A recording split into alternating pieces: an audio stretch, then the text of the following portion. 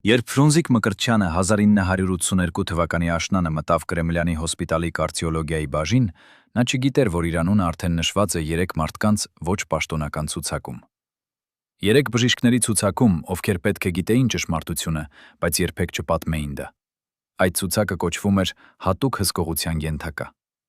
Եվ այն նշանակում էր միայն մեկ բան. քո կյանքը պատկանում է արդեն ոչ թե քեզ, այլ համակարգին։ Բայց նախքան պատմելը, թե ինչպես Սովետական միության ամենահայտնի կոմիկոսը դարձավ համակարգի գաղտնի գերին, մենք պետք է հասկանանք ինչու։ Սովետական միության բժշկական համակարգը ուներ 2 մակարդակ։ Առաջինը սովորական քաղաքացիների համար, որտեղ ախտորոշումը գրվում էր պոլիկլինիկայի քարտում եւ տրվում հիվանդին։ Եվ երկրորդը հատուկ ֆոնդի համար, որտեղ բժշկական փաստաթղթերը գրում էին ՀԴ կնիկ, հատուկ դոսիկ, հատուկ դոսիե։ Եթե քո անունը հայտնվում էր այդ համակարգում, դու դադարում էիր լինել հիվանդ, դու դառնում էիր ռեսուրս։ Երբ Ֆրունզիկը բողոքեց կրծքավանդակի ցավերից ու շնչի խանձույքից, նրա մենեջերը, Գոսկինոյի ներկայացուցիչը, անմիջապես զանգահարեց Մոսկվա։ Ոչ թե շտապ օգնություն, ոչ թե սովորական բժիշկ։ Նա զանգահարեց ուղղակի Կրեմլյանի հոսպիտալի հատուկ բաժին։ Քանի որ Ֆրունզիկը սովորական դերասան չէր, նա էր խորհրդային կինոյի դեմքը։ Եվ նրա առողջությունը խնդիր էր, որը պետք է կառավարվեր Կենտկոմի մակարդակում։ Նիկոլայ Դմիտրիևիչ Կորոտկովը 1982 թվականի սեպտեմբերի 14-ին անձամբ զննեց Ֆրունզիկ Մկրտչյանին։ 67-ամյա կարդիոլոգ, ով ունեցել էր Կրեմլյանի հոսպիտալում 30 տարի փորձ, նա էր զննել Բրեժնևին, Սուսլովին, կես պոլիտբյուրոին։ Եվ երբ Կորոտկովը տեսավ էլեկտրակարդիոգրամը, նրա դեմքը քարացավ։ Համաձայն նրա դստեր Մարինա Կորոտկովայի, ով 2003 թվականին հարցազրույց տվեց ռուսական Օգոնյոկ ամսագրին, հայրը վերադարձավ տուն լուռ ու ճերմակ։ «Մարինա», ասաց նա, «ես այսօր տեսա մարդու, ով չպետք է աշխատի։ Նրա սիրտը գործում է 30%-ով, բայց ինձ ասացին, որ նա պետք է աշխատի, եւ ես պետք է գրեմ, որ նա առողջ է»։ Մարինան հարցրեց. «Ինչու»։ Պատասխանը եղավ կարճ. քանի որ նա պետք է նկարահանվի 3 ֆիլմում, եւ Գոսկինոն ունի պլան։ Սովետական միությունում Գոսկինոն, պետական կինեմատոգրաֆիայի կոմիտեն, չէր սովորական ստուդիա։ Այն էր ԽՍՀՄ ԿԿ քարտուղարության ուղղակի վերահսկողության տակ։ Եվ երբ Գոսկինոն պլանավորում էր ֆիլմ, դա նշանակում էր ոչ թե հաճելի լիներ, այլ պետք է։ Ֆրունզիկ Մկրտչյանը պետք է աշխատեր հետևյալ նախագծերում. Մեր բակում ԽՍՀՄ 60-ամյակին նվիրված, օդային արշավանք, պաշտպանական թեմայով, օտարերկրյա անձնագիր, միջազգային համագործակցության մասին։ Յուրաքանչյուրը հերթական պրոպագանդիստական նախագիծ էր, որտեղ Ֆրունզիկի ճանաչելի դեմքը պետք է ծառայեր պետական գաղափարախոսությանը։ Եվ երբ Կորոտկովը ներկայացրեց իր եզրակացությունը Կրեմլյանի հոսպիտալի վարչությանը, նրան հրավիրեցին փակ խորհրդակցության։ Համաձայն Մարինա Կորոտկովայի վկայությունների, հայրը պատմել էր, որ այդ խորհրդակցությանը ներկա էին Գոսկինոյի Երևանի ներկայացուցիչը, Առողջապահության նախարարության մարզային բաժնի պետը, Կրեմլյանի հոսպիտալի քաղաքական մասնագետը։ Գոսկինոյի ներկայացուցիչը. Ընկեր Կորոտկով, մենք հասկանում ենք ձեր փորձագիտական կարծիքը, բայց դուք պետք է հասկանաք, Մկրտչյանը պետական նշանակություն ունեցող դերասան է։ Նրա բացակայությունը հանգեցնելու է 3 ֆիլմի խափանմանը, ինչը նշանակում է միլիոններով վնաս պետությանը։ Կորոտկովը փորձեց բացատրել, բայց այդ մարդը կարող է մահանալ ցանկացած պահի։ Պատասխանը եղավ սառը. դա նրա ռիսկն է, ձեր խնդիրն է գրել եզրակացություն, որը թույլ կտա նրան աշխատել։ Եվ Կորոտկովը գրեց.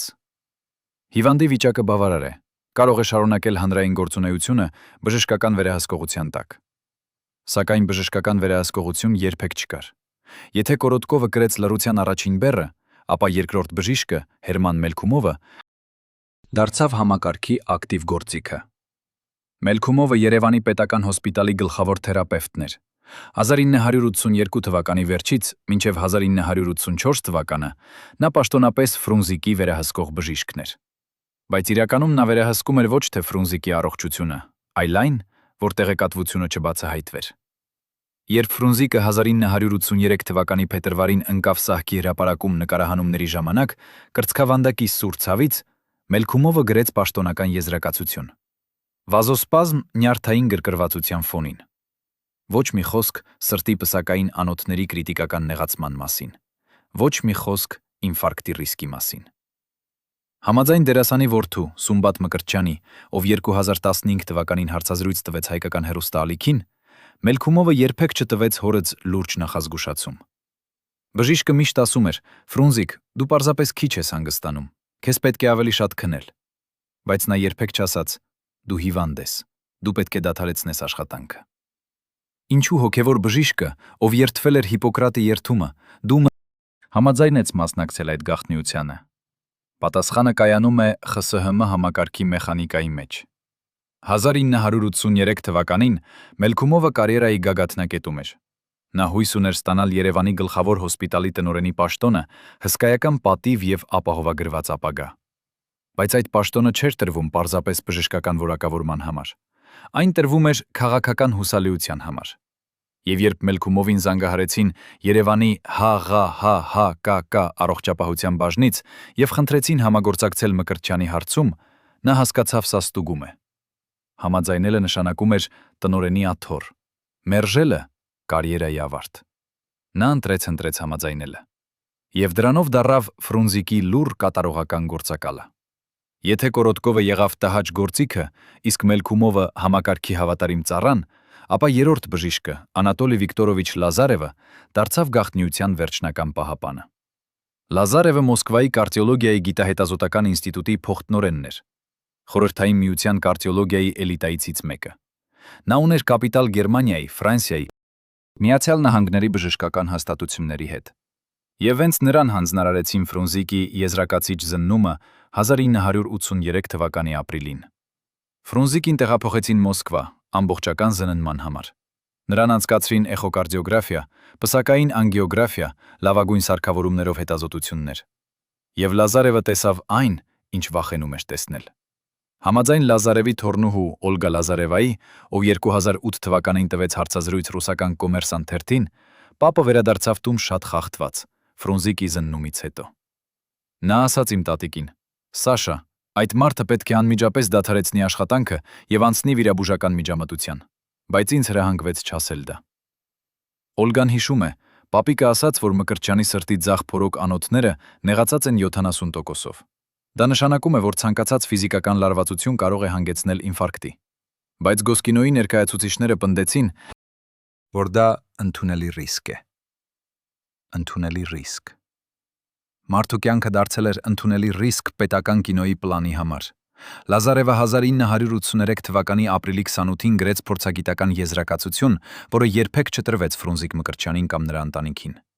Այդ փաստաթուղթը կրում էր «Հ.Դ. կնիկ, հատուկ դոսիե» եւ պահվում էր Գոսկինոյի գաղտնի արխիվում։ Համաձայն Օլգա Լազարևայի, պապը նրան ցույց էր տվել այդ փաստաթղթի պատճենը տարիներ հետո, երբ Ֆրունզիկն արդեն մահացել էր։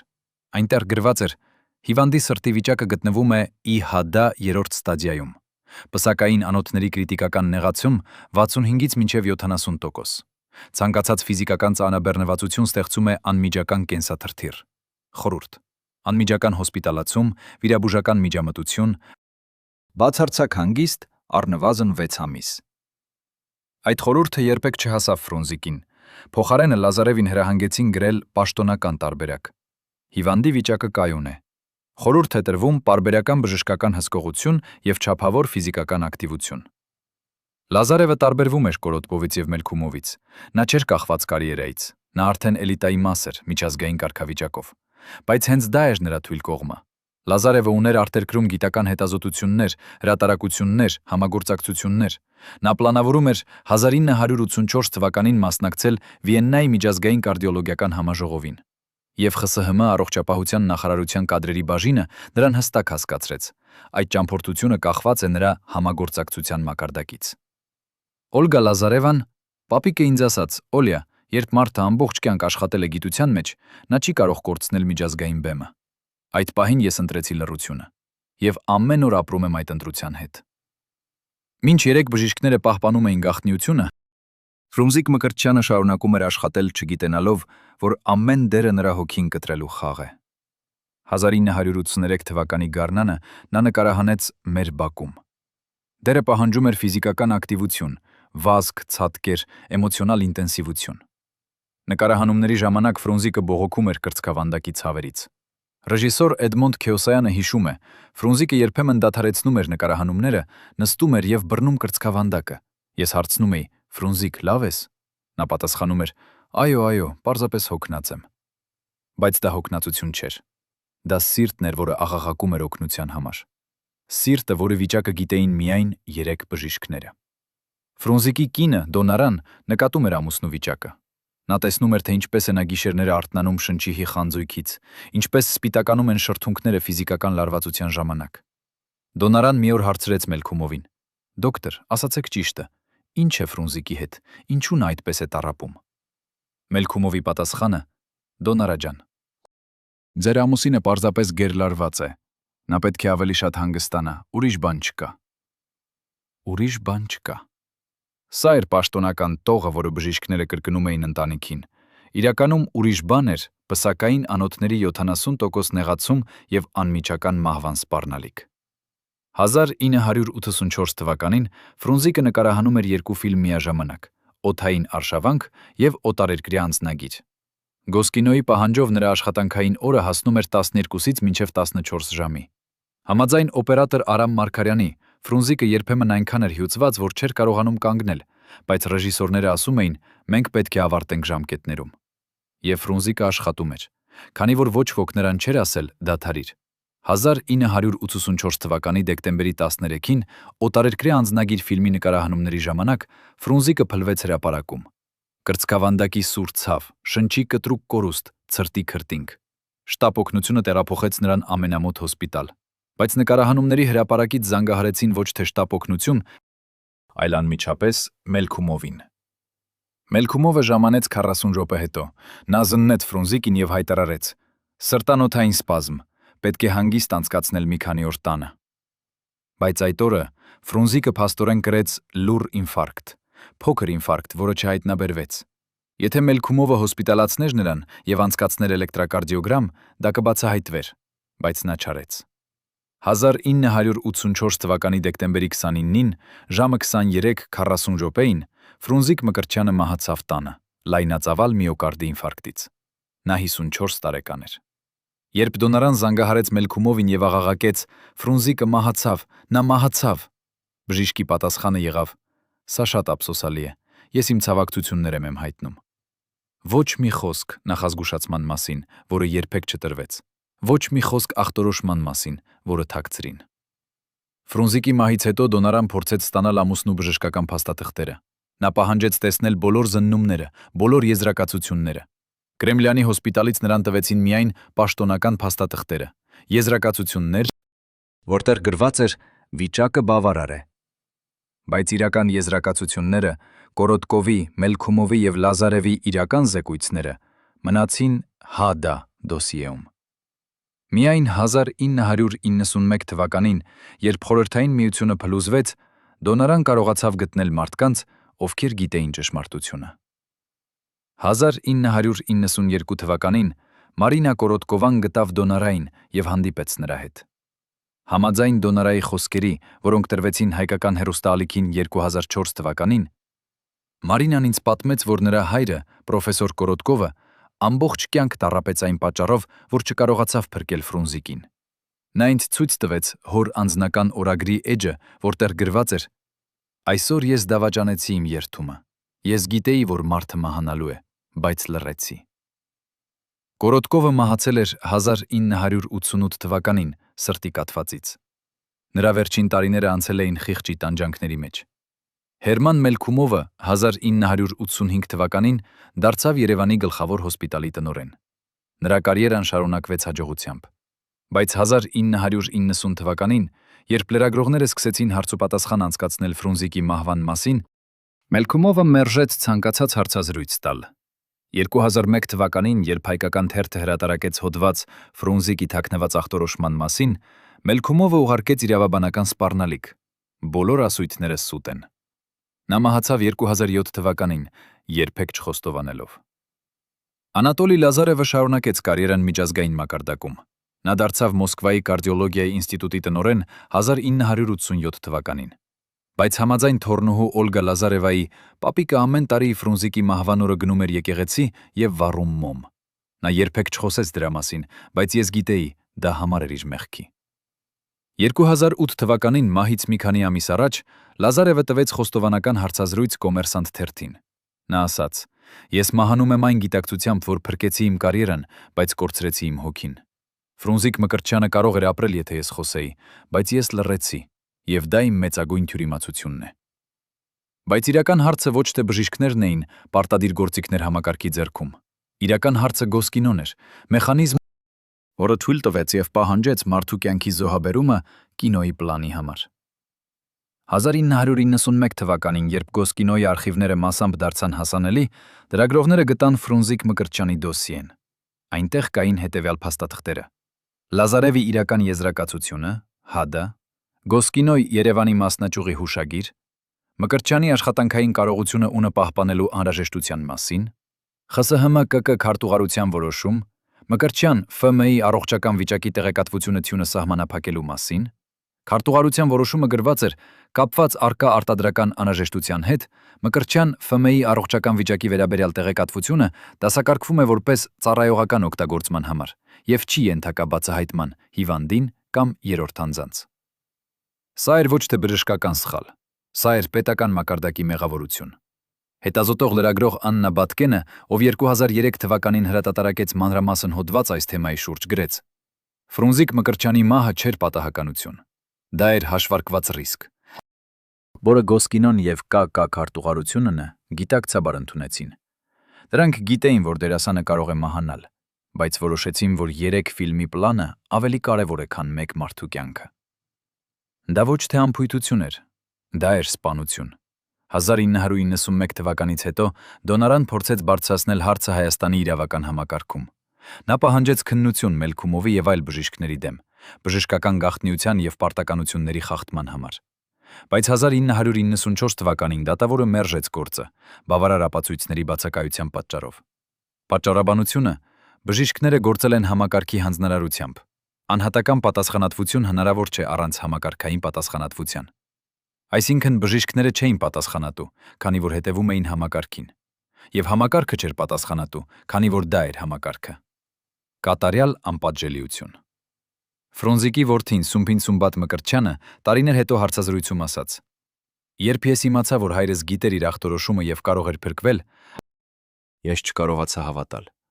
Բայց ավելի ահավոր էր այն, որ մարդիկ, բժիշկները, ովքեր երդվել էին փրկել կյանքներ, համաձայնվեցին լռել։ Ոչ թե համակարգը սպանեց իմ հորը, լռությունը սպանեց նրան»։ Հայաստանում Ֆրունզիկ Մկրտչյանը մնում է ազգային հերոս, բայց նրա մահվան պատմությունը դարձել է նաև խորհրդանշական համակարգի անհատի նկատմամբ վերաբերմունքի մասին։ Երևանում Ֆրունզիկի հուշարձանի տակ ամեն տարի դեկտեմբերի 29-ին նրա մահվան օրը հարյուրավոր մարդիկ հավաքվում են։ Եվ ամեն տարի նույն հարցը հնչում է. ինչու չպաշտպանեցին նրան։ Պատասխանը պարզ է, քանի որ համակարգում մարդիկ չէին մարդիկ, նրանք ռեսուրսներ էին։ 3 բժիշկները՝ Կորոտկովը, Մելքումովը եւ Լազարևը, ապրեցին տարբեր ճակատագրերով, բայց միևնույն մեղքով։ Նրանք գիտեին ճշմարտությունը, բայց ընտրեցին կարիերան, անվտանգությունը, համակարգի հաստատունությունը։ Բայց արդյոք նրանք ճշմարիտ մեղավորներն էին, թե նրանք ինքնիրենք էին համակարգի զոհերը, մարդիկ, ովքեր ապրում էին այնպիսի աշխարհում, որտեղ ճշմարտությունը խոսելը կարող էր արժենալ ամեն ինչ։ Ֆրունզիկ Մկրտչյանի պատմությունը ոչ թե անհատների մասին է, այն համակարգի մասին է, որը դարձրեց մարդկանց թափանցելի, որտեղ անհատական կյանքը արժեր պլանից պակաս։ 3 բժիշկները գիտեին ախտորոշումը, բայց նրանք չէին կարող խոսել, քանի որ խոսելը նշանակում էր դավաճանել համակարգը, եւ համակարգի դավաճանությունը նշանակում էր ինքնասպանություն։ Այսպիսով, Ֆրունզիկ Մկրտչյանը մահացավ, չգիտենալով, որ նա կարող էր ապրել։ Նրա ընտանիքը մնաց անտեղյակ, մինչև շատ ուշ, իսկ բժիշկները մնացին իրենց խղճի հետ, որը երբեք չզգաստեց։